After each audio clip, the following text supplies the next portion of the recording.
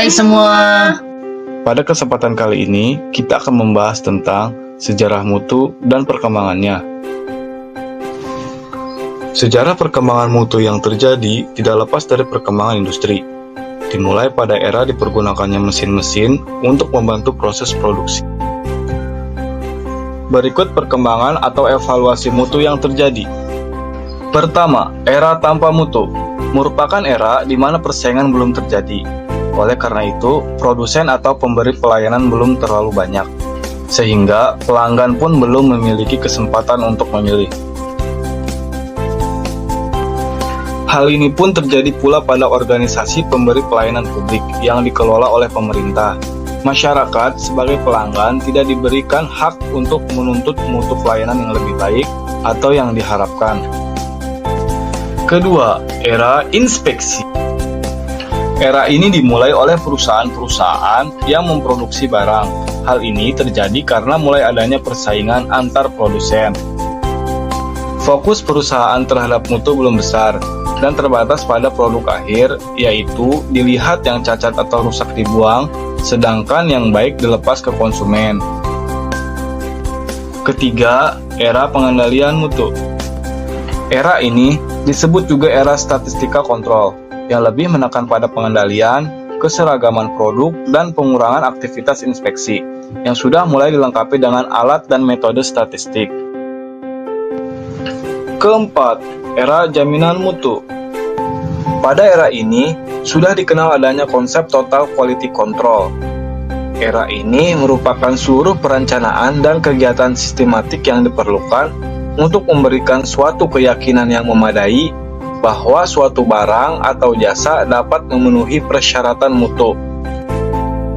Selanjutnya yang kelima, era manajemen mutu terpadu. Pada akhir tahun 1960, disusun standar sistem mutu Allied Quality Assurance Publicators, yaitu pengembangan standar yang sudah ada sebagai sistem kendali dengan tujuan utamanya adalah untuk mengendalikan pemasok dalam pemenuhan persyaratan. Pada tahun 1987, dipublikasikan seri standar ISO 9000, yaitu sistem manajemen mutu yang merangkum sebagai besar standar sebelumnya, di samping peningkatan dan penjelasan standar baru. Dan yang terakhir, era sistem manajemen mutu ISO. Era ini menekankan pada manajemen strategik yang berfokus kepada orang yang bertujuan untuk meningkatkan secara berkesinambungan kepuasan pelanggan pada titik penekanan biaya agar sama dengan biaya yang sesungguhnya untuk menghasilkan dan memberikan pelayanan. Selanjutnya adalah definisi mutu menurut beberapa ahli. Yang pertama, menurut Juran, mutu adalah kecocokan penggunaan produk atau fitness for use, yaitu untuk memenuhi kebutuhan dan kepuasan pelanggan. Yang kedua, menurut Crosby, mutu adalah conformance to requirement, yaitu sesuai dengan yang disyaratkan atau distandarkan. Yang ketiga, menurut Deming, mutu adalah kesesuaian dengan kebutuhan pasar atau konsumen. Yang keempat, menurut Feigenbaum, mutu adalah kepuasan pelanggan sepenuhnya atau full customer satisfaction. Yang kelima, menurut ASQC, mutu adalah karakteristik produk dan feature yang memenuhi kepuasan pelanggan. Berikutnya adalah definisi mutu menurut ISO. Yang pertama, mutu adalah kondisi yang sehat untuk tujuan atau pemakaian. Yang kedua, mutu adalah keselarasan dengan spesifikasi. Yang ketiga, mutu adalah kebebasan dari segala kekurangan. Yang keempat, mutu adalah kepuasan pelanggan. Yang kelima, mutu adalah nilai pelanggan. Yang keenam, mutu adalah kredibilitas. Yang terakhir, mutu adalah kebanggaan memiliki.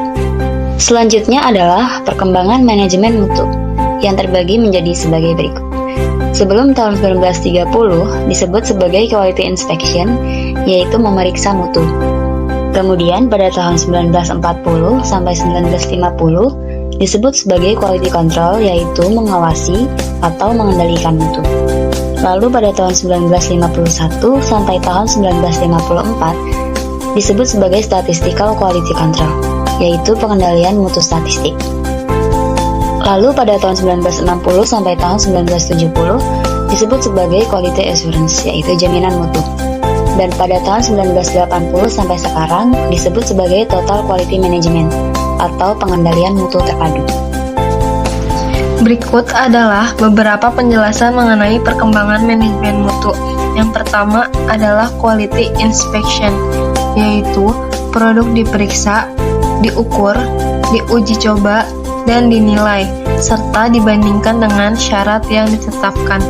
Yang kedua, quality control, yaitu menetapkan standar, menilai derajat pemenuhan standar, melakukan tindakan-tindakan koreksi jika terjadi penyimpangan, serta merencanakan penyempurnaan.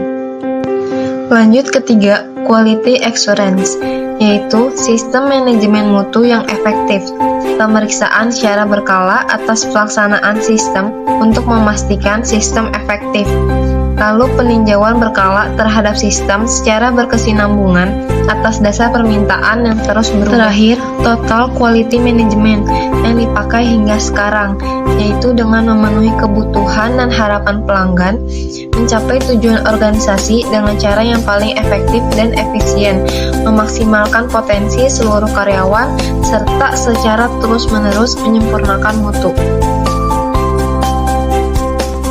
Selanjutnya, kita akan membahas tentang materi perencanaan mutu.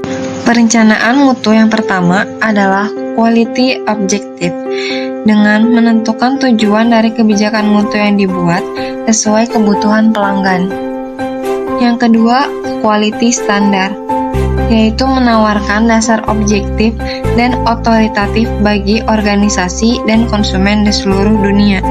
Ketiga, customer satisfaction, yaitu kepuasan pelanggan akan menjadi sebuah hal yang dapat menstabilkan dan menghidupkan sebuah usaha di mana yang pasti adalah tujuan sebuah perusahaan. Keempat, continuous improvement, yaitu dalam manajemen perencanaan kualitas, sebuah inovasi dan perbaikan sangat diperlukan.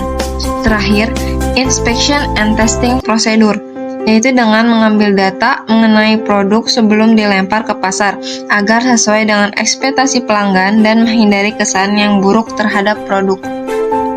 Selanjutnya, ada pengendalian mutu. Ada 3 aspek yang ditekankan pada pengendalian mutu. Yang pertama adalah unsur-unsur, meliputi kontrol, manajemen pekerjaan, proses-proses yang terdefinisi dan telah terkelola dengan baik, kriteria integritas kinerja, dan identifikasi catatan.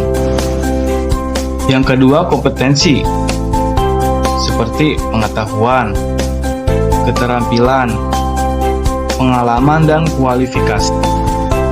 Dan yang ketiga, ada elemen lunak, seperti kepegawaian, integritas, kepercayaan, budaya organisasi, motivasi, semangat tim, dan hubungan yang berkualitas. Kita sudah memasuki pembahasan yang terakhir, yaitu metode pengendalian mutu. Terdapat 5 metode dalam pengendalian mutu. Yang pertama, jaminan kualitas. Metode ini mencakup kegiatan seperti pengembangan, desain, produksi, dan servis. Jaminan kualitas juga dapat mencakup bidang manajemen produksi, inspeksi, bahan, perakitan, layanan, dan area lain yang terkait dengan kualitas produk atau layanan. Yang kedua, ada pengujian kegagalan. Metode ini melibatkan pengujian suatu produk sampai gagal. Metode ini dapat ditempatkan di bawah tekanan yang berbeda seperti kelembapan, getaran, suhu, dan lain-lain. Metode ini akan memaparkan kelemahan-kelemahan produk yang dimaksud. Yang ketiga, ada kontrol statistik. Hampir semua perusahaan manufaktur menggunakan kontrol statistik. Proses ini melibatkan pengambilan sampel secara acak dan menguji sebagian dari output. Selanjutnya yang keempat, kualitas perusahaan, Dengan manajemen yang memimpin proses peningkatan kualitas, dan departemen lain pun mengikuti, produk atau layanan yang sukses akan muncul. Dan yang terakhir, total quality control. Ukuran yang digunakan dalam kasus di mana penjualan menurun meskipun penerapan teknik kontrol kualitas statistik atau peningkatan kualitas. Sekian materi dari kami, kurang lebihnya mohon maaf. Semoga menjadi ilmu yang bermanfaat bagi teman-teman semua. Terima kasih.